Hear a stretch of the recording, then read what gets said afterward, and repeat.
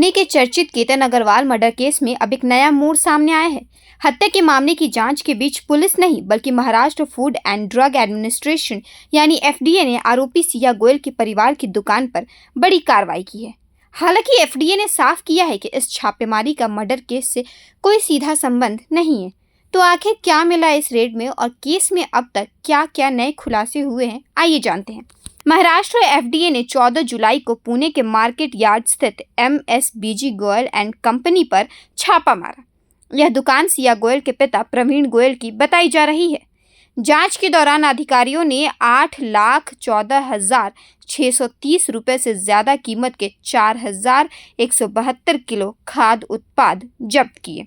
FDA के मुताबिक दुकान में बिना लाइसेंस के स्टोर रूम चलाया जा रहा था। इसके अलावा कई खाद्य उत्पादों पर लेबलिंग नियमों का पालन नहीं किया गया था और कुछ सामान की गुणवत्ता भी संदिग्ध पाई गई। अधिकारियों ने जांच के लिए हल्दी पाउडर, तिल और सोया मिनी चंक्स के 4 सैंपल लैब भेजे हैं। एफडीए का कहना है कि लाइसेंस से जुड़ी जरूरी जानकारी भी समय पर अपडेट नहीं की गई थी। इन नियमों के उल्लंघन को देखते हुए फिलहाल दुकान को अगली सूचना तक कारोबारी बंद करने का नोटिस जारी किया गया। हालांकि एफडीए ने स्पष्ट किया है कि यह कार्रवाई food safety and standards act के तहत की गई है और इसका केतन अग्रवाल मर्डर केस की जांच से कोई संबंध नहीं बताया गया है। इस मामले पर सिया गोयल के पिता प्रवीण गोयल का भी बयान सामने आया है। आइए जानते हैं कि एफडीए की कार्रवाई पर उन्होंने क्या कहा। उन्होंने वो सैंपल आगे जो भी कार्रवाई करनी है वो करेंगे। उन्होंने मुझे शॉप बंद करने के लिए कहा है, जिसका मैं अभी पालन कर रहा हूँ और बाकी इस बारे में कोई बात नहीं है। हाँ, हो सकता है कोई ना कोई किसी की साजिश हो या कुछ भी कर सकते हैं, पर मैं इसके बारे में कुछ बता नहीं सकता। मेरे पास से सैंपल उन्होंने बरामद किए हैं, वो उन्होंने आगे प्रोसीजर के लिए भेज दिए। मेरा लाइसेंस बन के आ जाएगा जब तक मुझे शॉप बंद करने के लिए कहा गया, जिसका मैं पालन कर रहा हूँ।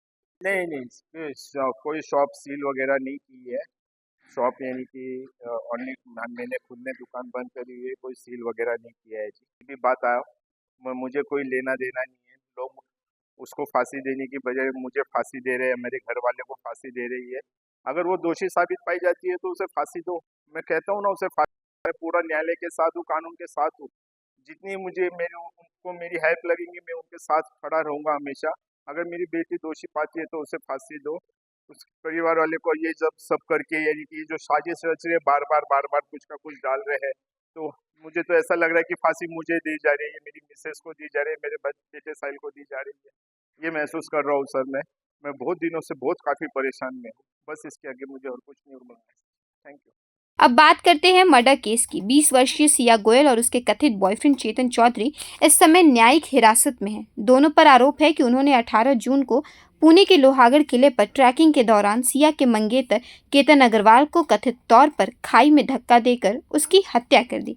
पुलिस इस मामले की हर एंगल से जांच कर रही है। जांच के दौरान पुलिस ने एक टीम राजस्थान भी भेजी है। अधिकारियों को जानकारी मिली थी कि सिया और चेतन पिछले साल दिसंबर में वहां गए थे। पुलिस ये पता लगाने की कोशिश कर रही है कि क्या दोनों ने किसी मंदिर में गुपचुप शादी की थी।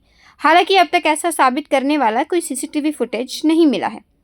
फिलहाल इस हाई प्रोफाइल केस में जांच लगातार जारी है। एक तरफ मर्डर मिस्ट्री की परतें खुल रही हैं, तो दूसरी तरफ सिया गोयल के परिवार के कारोबार पर एफडीए की कार्रवाई ने भी कई सवाल खड़े कर दिए हैं।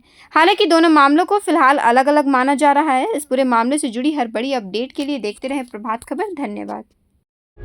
प्रभातखबर.com, विश्वास वही, रफ्तार नहीं।